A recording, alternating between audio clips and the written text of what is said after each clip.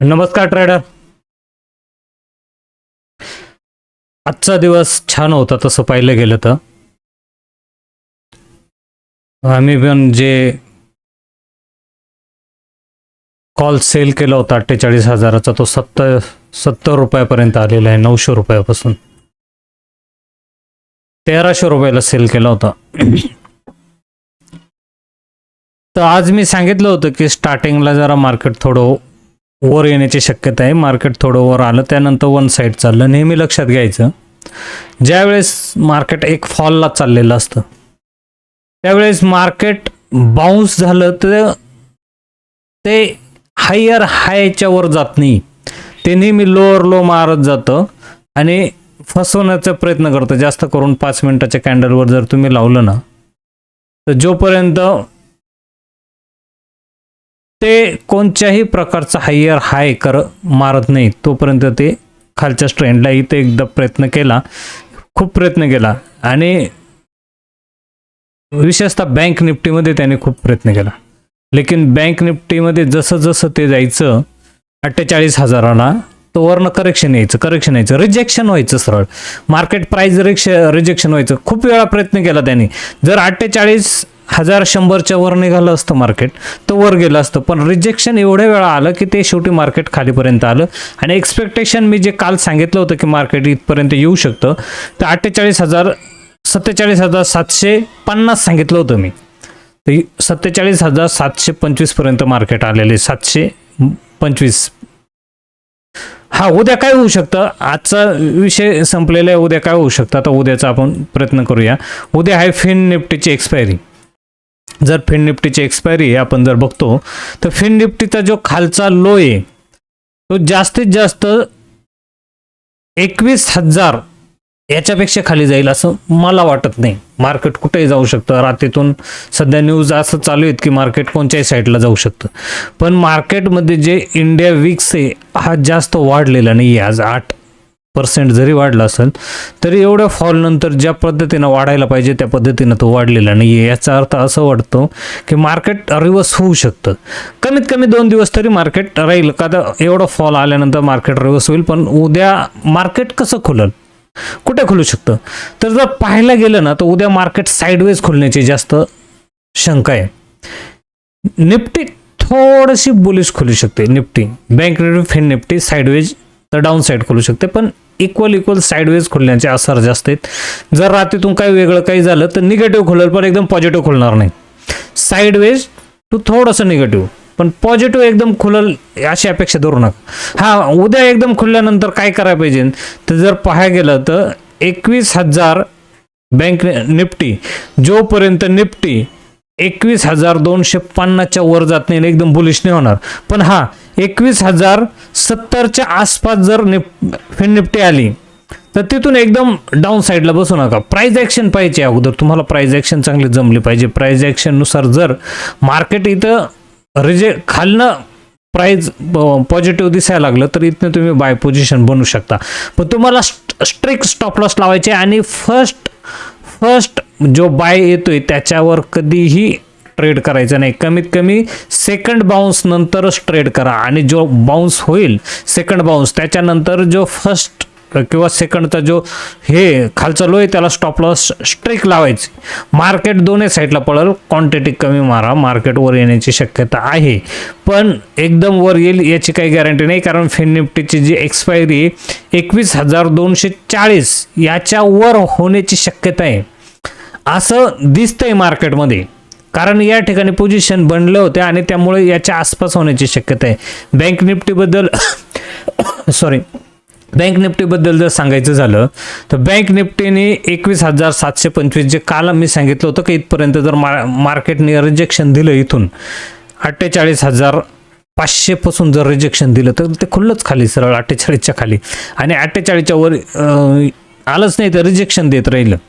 त्यामुळं bank Nifty जर 48,400 अजून खाली इथपर्यंत जाऊ शकतं आणि त्याच्या खाली सरळ जो खालचा लो येतोय 46,970 आहे. हा खूप लांब आहे.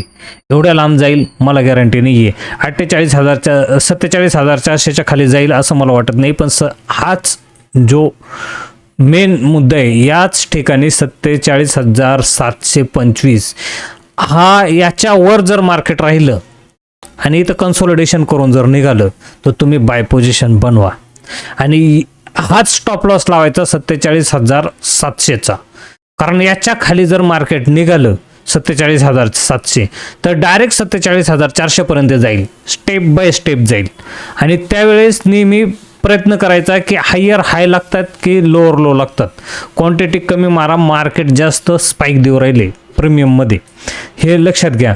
आज त्याने कॉल चे जे प्रीमियम आहेत चांगल्या पद्धतीनं त्याने डिकी केलेले आहेत आणि माझ्या एक्सपेक्टेशननुसार 48,000च्या वर नेण्याचा प्रयत्न केला जाईल. जर त्याच्यावर मार्केट नाही स्थिरावलं तर मार्केटमध्ये अजून फॉल येईल आणि याच्यावर जर मार्केटला स्थिर व्हायचं असेल तर 48,000च्या वर मार्केटला कोणत्याही परिस्थितीत न्यावं लागेल ज्या ट्रेडरांना, जे बुलिश ट्रेडर आहेत त्यांच्यासाठी. निफ्टीच्या बद्दल जर सांगायचं तर निफ्टी थोडी बुलिश दिसते मला. निफ्टीमध्ये स्ट्रेंथ थोडी दिसायला लागली आणि त्यांना तिचा लो तोडलेला नाही. माझे एक्सपेक्टेशन आहे सकाळी याच्यावर खुलण्याची शक्यता आहे. 22,250च्या वर खुलल आणि 22,250ला जर कन्सोलिडेशन करून वर निघालं तर डायरेक्ट तुम्ही बुलिश ट्रेड्स बनवा 22,338 पर्यंत. पण हा स्टॉप लॉस तुम्हाला लावायचे, तुम्ही लक्षात ठेवा 22,270 आणि जर याच्या खाली निघाल तर 22,160 आणि मग त्याच्या खाली डायरेक्ट 22,000 टार्गेट. पण जर वर निघाल तर स्टेप बाय स्टेप येईल 22,250, त्याच्यानंतर 22,350, त्याच्यानंतर 22,450 आणि मग 22,525 असा वरचा ट्रेड राहील. तर लक्षात घ्या मार्केट खरं ओव्हरबॉट आहे खूप पाहिलं गेलं तर. एवढं ओव्हरबॉट मार्केट वर गेलेले आणि काहीच्या काही वर गेलेले, म्हणजे प्राईस पण नाही मिळू राहिले, ज्या पण प्राईसला आपण खरेदी करू राहिले त्याचे व्हॅल्युएशन नाही आहे तेवढं जे पाहायला गेलं तर.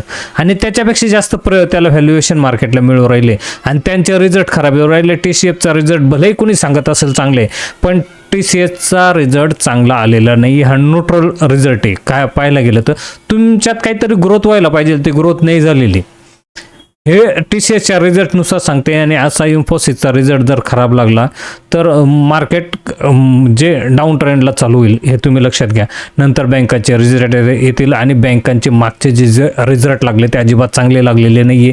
त्याच्यात तुमची दिवाळी आली, दसरा आला, हॅपी न्यू इयर आलं, सगळं आलं तरी बँकेचा रिझल्ट चांगला नाही लागला. आणि आता तर काहीच नाही, तर तुमचा रिझल्ट चांगला लागेल कशावरनं, तर नाही लागू शकणार, हे लक्षात घ्या. तर कोणीही काही सांगाल, मार्केटला एक ट्रेड नुसारच, पॅटर्न नुसारच तुम्हाला ट्रेड करायचं असेल. इथून वर बुलिश, इथून वर बेरिश. आणि ट्रेड करताना नेहमी क्वांटिटी सेल साईडला जर तुम्ही बसला ना तर चांगला पैसा मिळतो. तुम्ही बाय करायला गेलं तर तुम्ही जास्त पोझिशन मारणार आणि तुम्ही फसाल. एकदम सेल पोझिशनला 1200ला मारलेला 48चा 70ला आज क्लोज झालेला आहे.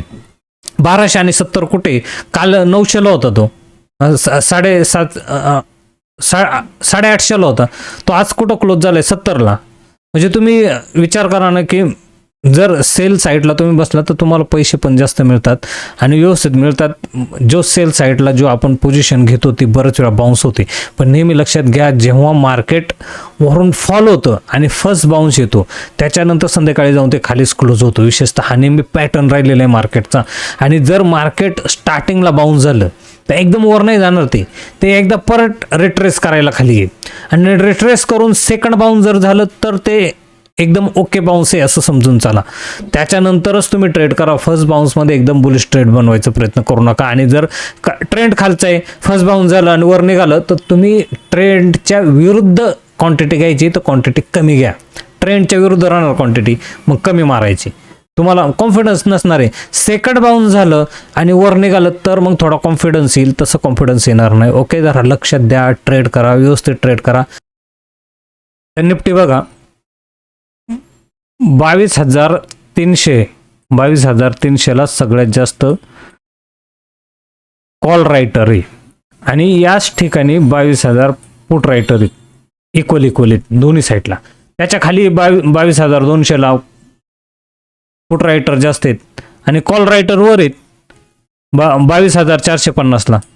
म्हणजे कॉल रायटर ही इन द मनी गेलं ना market, out of the money जास्त, म्हणजे कॉल रायटर घाबरून राहिलेत, मार्केट जास्त पडणार नाही याच्यासाठी. निफ्टीमध्ये सांगतोय हा. आता बँक निफ्टीचं जर काय होऊ शकतं बघा, बँक निफ्टीचं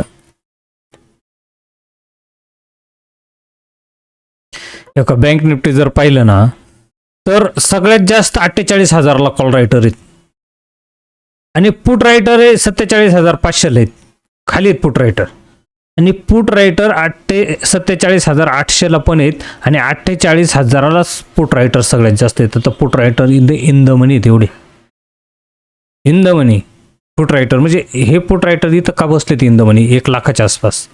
त्यांना काहीतरी कॉन्फिडन्स आहे की मार्केट वर येऊ शकतं 48,000पर्यंत. यांना कॉन्फिडन्स आहे. इथलं शॉर्ट कव्हरिंगमुळे अजून मार्केट खाली गेलं, मार्केटचा ट्रेंड डाऊन होता त्याच्यामुळं खाली गेलं. पण अजूनही 48,000 हा मिडल आहे मार्केट, त्याच्यापासून जरी खाली जरी असलं तरी हे लक्षात घ्या. हे call writer in the money जास्त नाही आहेत आणि पुट रायटर इन द मनी भरपूर आहेत. हां, पण हे वेगळं पण ट्रेंड सांगू शकतं. समजा मार्केट खाली निघालं तर हे पूर्ण फसतील आणि मग मोठी शॉर्ट कव्हरिंग आल्यामुळं मार्केट वेगात खाली जाईल. त्यामुळं मार्केटला कधी पण जेव्हा तुम्ही ट्रेड कराल उद्या ओपन झाल्यावर, तर मार्केटला सस्टेन होऊन द्या आणि मग ट्रेड करा, नाहीतर सगळी गंमत होईल, मग आपण जास्त फसू असं होईल.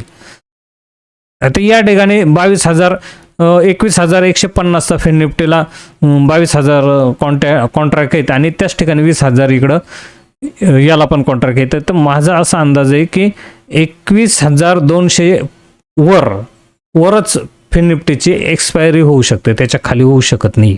पाहूया उद्या काय होते, कसं काय येते बघा. तुम्ही एकदा ट्रेड करताना थोडं लक्ष द्या, कमी क्वांटिटी मारा. Okay, take care, bye bye.